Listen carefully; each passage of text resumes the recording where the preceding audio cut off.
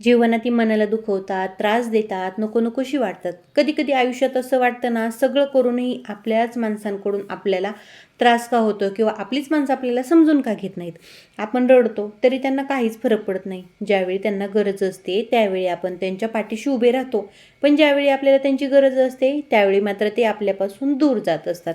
भगवद्गीतेत सांगितलं आहे पहा, दुःख आलं तरी मन ढळू देऊ नकोस आणि सुख आलं तरी त्याला चिटकून राहू नकोस. आपण नात्यांमध्ये नेमकं उलट करत असतो. कोणी थोडं गोड बोललं की आपण त्याच्यावर जीव ओवाळून टाकत असतो आणि कोणी वाईट बोललं तर आपण मनाला खोलवर जखम करून घेत असतो. नाती रडवतात कारण अपेक्षा असतात. आपण म्हणतो ना, मी एवढं केलं त्यांच्यासाठी. बघा, गीता इथेच थांबवते. भगवान श्रीकृष्ण म्हणतात, तुझा अधिकार फक्त कर्मावर आहे, फळावर नाहीये. तू प्रेम दे, पण परत प्रेम मिळायलाच हवं अशी अट मात्र ठेवू नकोस. तू मदत कर, पण उपकाराची पावती मात्र मागू नकोस, कारण अपेक्षा पूर्ण न झाल्या तर त्याच अपेक्षा आपल्याला रडवतात. जी माणसं बदलतात बघा, त्यावेळेस आपल्याला लोक आपल्याला काय करतात, ऐकवणं करत असतात. आधी खूप जुळायचं, खूप प्रेम होतं, पण गीतेत सांगितले, सगळं बदलणं हा निसर्गाचा नियमच आहे. परिवर्तन ही संसाराची रीतच आहे. माणसं बदलतात, नाती बदलतात, काळ बदलतो, फक्त एक गोष्ट बदलत नाही, तू स्वतःला कसा सांभाळतोस. जिथे मान नाही तिथे थांबू नको. जर तुमचा अपमान होतोय, तुम्हाला कमी लेखलं जाते, तुमच्या भावनांचा चुरा केला जातोय, त्यांना पायाखाली तुडवलं जाते, मग अशा ठिकाणी कितीही नातेसंबंध असले, अशा ठिकाणी मन मरून जाते. थोडं स्वीकारा की नसले म्हणून त्याचं काहीच अडणार नाहीये. जेव्हा रडायला येते तेव्हा हे शब्द आठवा. भगवान श्रीकृष्ण सांगतात, शोक करू नकोस, तू कमकुवत नाहीस, तू फक्त संवेदनशील आहेस आणि तूच खरं दुःख सहन करशील. जर आज नात्यांनी तुम्हाला रडवलं असेल तर लक्षात ठेवा, तुम्ही एखाद्याला प्रेम देऊ शकता, पण प्रेम मागू नकोस.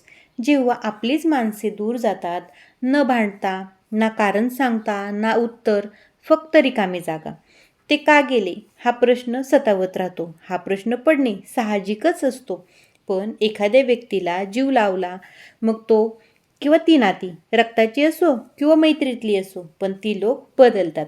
तेव्हा भगवान श्रीकृष्ण सांगतात, तू वेगळा आहेस, समोरचा वेगळा आहे. प्रत्येकाचा प्रवास हा वेगवेगळा असतो. काही नाती आयुष्यभरासाठी नसतात. हे ऐकण्यासाठी कठीण आहे, पण हे तितकेच सत्य आहे.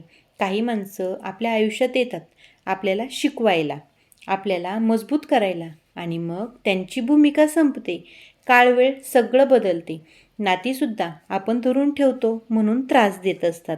आपण काय करतो, नातं निष्ठत असताना ते पकडून ठेवण्याचा प्रयत्न करत असतो. ज्याला जायचं आहे त्याला थांबवण्याचा प्रयत्न करू नका.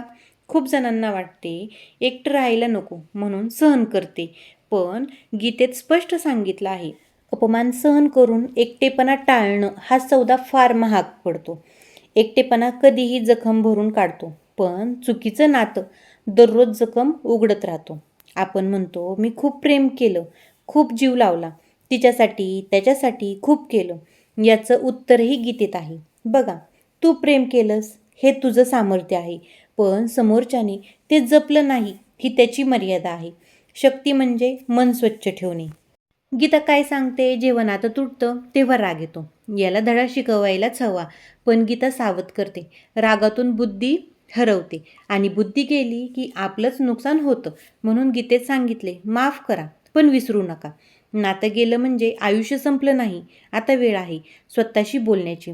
लक्षात ठेवा, आपणच आपली सगळ्यात मोठी ताकद आहे, आपणच आपला सगळ्यात मोठा मित्र असतो. नातं सोडणे म्हणजे हार मानणे नाही, तर ते स्वतःला वाचवणे असते. जर एखादी व्यक्ती जर आज तुमच्यापासून दूर गेली असेल, तर गीता सांगते, जे तुझं आहे ते तुझ्यापर्यंत येईलच, आणि जे तुझं नाहीच ते धरून ठेवलं तरी ते निसटूनच जाणार आहे. जेव्हा मन खचतं आणि जग निरर्थक वाटायला लागतं, कधी कधी असं होतं ना, उठावंसंच वाटत नाही, कुणाशी बोलावंसंच वाटत नाही. आपण म्हणतो, सगळं असूनही मन रिकामच का आहे. तर ही अस्वस्थता म्हणजे कमजोरी नाहीये. आज आपण नैराश्याला घाबरतो. गीतेत सांगितलं आहे, हे मनाचे थकणे आहे. जर शरीर थकलं की आपण झोप घेतो, तसंच मन थकलं की त्याला समजून घ्यायला लागते. सुख आणि दुःख हे दोन्हीही आपल्या आयुष्याचे भाग असतात, पण आपण त्यांना कसे सामोरे जातो, मनाला शांत कसे करायचे, यावर गीता फार सोपी पद्धत सांगते. नंबर 1, श्वासावर लक्ष द्या. नंबर 2, वर्तमानात राहा. आणि नंबर 3, भविष्याचा भार सोड. मन स्थिर ठेवून आजचं काम करा. स्वतःला दोष देणे थांबवा. नातं तुटलं म्हणजे तू चुकीचा नाहीस. प्रत्येक गोष्ट आपल्या हातात नसते, पण आपण मात्र माध्यम ठरवले जातो. डोळ्यात अश्रू आले तर त्यांनाही मान द्या. रडणे म्हणजे कमजोरी नाही, रडणे म्हणजे मनाची शुद्धीकरण. भगवान श्रीकृष्ण अश्रूंची निंदा करत नाहीत पहा. ते म्हणतात, मन स्वच्छ करणं हेच खरं धैर्य. एकटेपणाचं रूपांतर शक्तीत करा. एकटेपणा शिक्षक बनू शकतो. या काळात वाचन करा, लिखाण करा, स्वतःशी बोला, देवाशी बोला. ध्यानातून मन सावरतं. आनंद परत येतो का? तर हो, नक्की येतो, पण तो बाहेरून नाही, आतून येतो. श्रीकृष्ण म्हणतात, जो स्वतः समाधानी आहे तोच खरा आनंदी. आज जर मन अंधारात असेल तर लक्षात ठेवा, अंधारातच पहिली ड्युटी लागते. कधी कधी आपण म्हणतो मी माफ केलं आहे, पण मन अजूनही दुखावलं जात आहे. कारण माफी फक्त शब्दांनी होत नाही, तर ती आतून व्हावी लागते. माफी म्हणजे दुर्बलता नाही. बघा, द्वेष धरून ठेवणं आपल्याला जड जातं. समोरचा कधीच त्या ओझ्याखाली नसतो. त्यांनी मला खूप त्रास दिला, मग माफ कसं करू? माफ करणं म्हणजे त्यांनी जे केलं ते बरोबर होतं असं होत नाही. आपण देवाला बोलतो, हे माझ्यासोबतच का होतं? बघा, शांत माणूस कधी दुबळा नसतो. शांत माणूस सगळं सहन करतो.